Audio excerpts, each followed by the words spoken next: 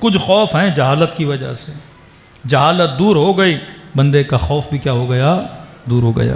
یہ سارے نیچرل ہیں، لیکن ایک خوف، خوف مقدس ہے،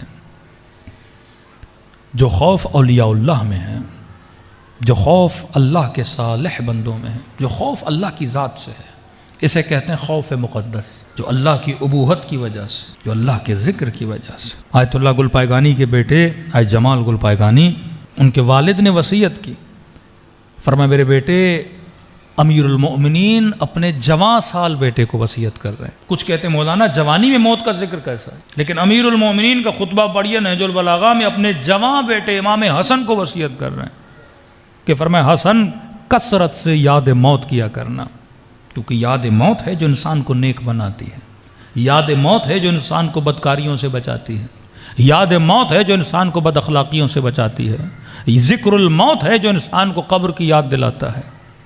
تو کہا کہ بیٹے موت کو یاد کرنا۔ اب یاد کرنے کے اسباب ہیں، فرمایا پہلا سبب میرے لال شب جمعہ قبرستان ضرور جایا کرو۔ لیکن کیسے قبرستانوں میں آج کل دنیا میں جیسے قبرستان بن رہے ویسے نہیں، جیسے کرسچن بناتے ہیں، آپ ویسٹرن کنٹریز میں چلے جاتے ہیں تو قبرستان کم، پارک زیادہ لگتا ہے، افراط اور تفریط۔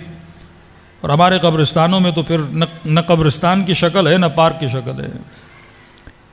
قبرستان کا مطلب جہاں جا کر بندے کو یاد موت آئے۔ آج کل لوگ قبرستانوں کو پارک بنا رہے ہیں، مطلب موت کی یاد نہیں آتی انسان کو، ہریالی اور دوسری چیزوں میں کھو جاتا ہے۔ کا ذکر الموت، اور موت کو یاد کرنے کا سبب یہ ہے کہ کم از کم شب جمعہ قبرستان جایا کرو، اور جا کر اس قبرستان میں غور و فکر کیا کرو۔ کہتے آغا جمال گل پائگانی جب نجف گئے تو ہر شب جمعہ وادی السلام جاتے تھے، پہلے جا کر ان قبروں پہ کھڑے ہو جاتے تھے، کافی دیر تک غور و فکر کرتے تھے، پھر کہتے ایک ایسی جگہ پہ جاتے تھے جہاں قبر نہیں تھی، خالی جگہ تھی، اس پہ بیٹھ جاتے تھے اور لمبی دیر تک وہاں پہ بیٹھ کے کچھ پڑھتے رہتے تھے، کبھی روتے تھے، کبھی یاد خدا کرتے تھے۔ کہتے ہمیں سمجھ نہیں آئی کہ قبروں پہ بیٹھنا تو سمجھ آتا ہے کسی کے لیے فاتحہ پڑھے، لیکن ایک خالی جگہ پہ کیوں بیٹھتے ہیں اور اسی جگہ پہ بیٹھ کے کبھی قرآن پڑھتے رہتے۔ کہتے یہ تو ہمیں بعد میں پتہ چلا جب دنیا سے چلے گئے اسی جگہ پہ ان کو دفن کر دیا گیا تھا۔ اور آغا قاضی کے شاگرد بتاتے ہیں کہ اپنی زندگی میں آغا جمال نے یہ بتایا تھا کہ جب میں زیادہ غور و فکر کرتا ہوں تو اللہ بعض ارواح کو میری آنکھوں سے پردہ اٹھاتا ہے اور ان کے وجود کو مجھے دکھاتا ہے، کہ فرماتے ان ارواح میں سے میں نے کئی لوگوں کو پہچانا، اور کہتے ہیں وہ دنیا کے وہ مستکبر لوگ تھے کہ جب میں نے دیکھا ان کے وجود سے بدبو آ رہی تھی، ان کے وجود سے مجھے گھن آ رہی تھی، دل ہی نہیں کر رہا تھا کہ یہ میرے قریب آئیں، اتنا تعفن ان کے وجود میں تھا۔ اور میں نے ان کے چہروں کو پہچانا کہ یہ کون لوگ تھے اور ان کے وجود کی بدبو کی وجہ کیا تھی؟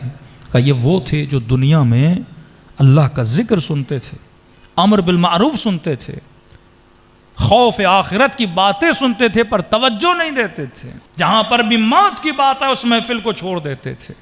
ارے ہمیں نہ سناؤ ہم نے کب مرنا ہے، ہمیں نہ سناؤ ہم نے دنیا سے نہیں جانا۔ اور فرمایا ان کے وجود سے خدا خوشبو دیتا ہے جو اللہ کی باتوں کو سنتے ہیں اور یاد موت میں مشغول رہتے ہیں۔ دوسرا فرمان اہل بیت کا، ایک تو قبرستان جایا کرو، دوسرا فرمایا کہ موت کو یاد کرنے کے لیے مومن اپنے گھر میں کم از کم کفن ضرور مہیا کرے۔ ہمارے ہاں بڈھے حضرات کفن لیتے ہیں، جوان نے تو کہا مجھے کفن کی ضرورت ہی نہیں ہے، پھر وہی غفلت، پھر وہی گمان کہ میں نے کبھی موت نہیں دیکھنی۔ پر میں کفن لے کر رکھا کرو۔ کفن لینے کا مطلب یہ ہے انضام تو منکم اولیاء اللہ، موت کی تمنا کرو۔ اگر تجھے یاد موت ہے تو یاد موت کے لیے سفر کی تیاری کیوں نہیں ہے؟ بندے نے اگر گاڑی لی ہے تو ڈرائیونگ لائسنس رکھے گا، اگر سفر کے لیے جانا ہے تو گاڑی میں پیٹرول بھروائے گا۔ ایک بندہ کہے میں نے سفر پہ بھی جانا ہے، نہ ڈرائیونگ لائسنس ہو نہ پیٹرول کا بندوبست کرے تو دنیا کہے گی اس نے تو جانا ہی نہیں ہے۔ اگر میں نے موت کی تیاری کر رکھی ہے، کیا اپنی حلال کی کمائی سے میں نے کفن کا بندوبست کیا ہے کہ نہیں؟ تیسری چیز فرمایا وصیت ضرور کیا کرو۔ وصیت بھی یاد موت کا نام ہے۔ جب تک ہم بستر مریضی پہ لیٹ نہیں جاتے تب تک ہم وصیت نہیں کرتے، جب تک ڈاکٹر نہیں کہتا کہ جناب آپ تھوڑی دیر کے مہمان ہو تب تک ہم وصیت نہیں کرتے۔ فرماتے 15 سال کے بعد کم از کم سال میں 1 مرتبہ وصیت کیا کرو، تاکہ تیرے رشتہ داروں کو پتہ ہو کسی سے تم نے کچھ لیا ہے، کسی کو کچھ دینا ہے۔ کچھ نمازیں قضا ہے تو بتا لو جناب اگر میں مر گیا یہ 6 مہینے کی نمازیں پڑھا لیجئے گا، میں مر گیا تو یہ 2 مہینے کے روزے رکھوا لیجئے گا۔ اور وصیت بھی کیسے کریں؟ ایک مولانا کہتے ہیں ہم کسی کے گھر میں گئے اور اس کا وصیت نامہ پڑھا تو باپ نے وصیت کی ہوئی تھی کہ اتنے اموال میرے بڑے بیٹے کے، چھوٹے بیٹے کے، یہ بیٹیوں کو دینا ہے، یہ بیوی کو دینا ہے، یہ اس کو دینا ہے، یہ اس کو دینا ہے۔ ہم نے ساری وصیت پڑھی، آخر میں انہوں نے لکھا کہ بینک اکاؤنٹ میں میرا جتنا بیلنس ہے میں نے بچوں کو بہت دے دیا، اب یہ چند لاکھ جو میرے بینک میں پڑے ہوئے ہیں یہ مولانا کو وصیت کرتا ہوں کہ میرے ان پیسوں سے میری قضا نمازیں پڑھا لیا، میرے قضا روزے رکھوا لیں۔ مولانا کہتے ہیں وصیت پڑھ لی، اب بیٹوں کو کہا کہ بھائی باپ کے اکاؤنٹ میں جو پیسے ہیں دے دو، ہم قضا نمازیں پڑھا لیں، قضا روزے رکھ لیں۔ تو بڑے بیٹے نے کہا جب خود نہیں پڑھی ہمیں کیا ضرورت ہے پڑھانے کی، اتنی فکر تھی دنیا میں خود پڑھ لیتا، اب چند پیسے چھوڑ کے گیا ہے وہ بھی ہم نے قضا نمازوں کے لیے۔ اسی لیے رسول کے بعد جب اس مرحوم کے 2 بیٹے آئے اور کہنے لگے کہ یا رسول اللہ پورے کھجوروں کا گودام تھا اور ہم نے غریبوں میں تقسیم کر دیا اپنے والد کے ایصال ثواب کے لیے، نبی نے کہا اللہ ایسی اولاد ہر باپ کو عطا کرے، اور نبی کو اس گودام میں لے گئے، یا رسول اللہ دیکھیے اتنی کھجوریں تھی ہم نے پورے شہر کے غریبوں میں تقسیم کر دی۔ نبی کی نگاہ زمین پر پڑی اور زمین پر ایک کھجور کا ٹکڑا تھا، نبی نے اس کھجور کو اٹھایا، بڑی حسرت سے دیکھا اور کہنے لگے جتنا کچھ تم نے اللہ کی راہ میں دیا ہے اگر ایک کھجور خود اپنی زندگی میں دیتا اس کا ثواب سارے مال کی خیرات سے بھی زیادہ تھا۔ یہ بھروسہ بھی اپنی نسلوں پہ نہ کیا کرو کہ میرے مرنے کے بعد کچھ کریں گے، فرمائے جو کچھ کرنا ہے اپنی زندگی میں کر کے جاؤ۔ تو فرمایا یاد موت کفن لیا کرو، یاد موت قبرستان جایا کرو، یاد موت وصیت لکھا کرو۔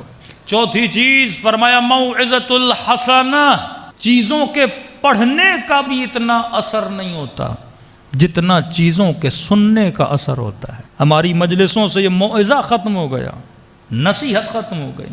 بڑے بڑے عالم کبھی اپنے بیٹے کو بولتے تھے بیٹا نصیحت کر، جاتے تھے کسی کے در پہ چل کے آپ اپنے زبان سے مجھے نصیحت کریں، کیونکہ نصیحت سننے کا اثر بہت ہے۔ کتاب ہے منازل الاخرہ، محدث قمی صاحب کی، ضرور پڑھا کریں، کس طرح سے انہوں نے آخرت کے منازل کو ذکر کیا ہے۔ فرمایا لمحہ بلمحہ زندگی میں اگر یاد موت رہے گی تو انسان گناہوں سے بچ جاتا ہے، انسان کو قرب پروردگار عالم نصیب ہوتا ہے۔ صلوات پڑھے محمد و آل محمد۔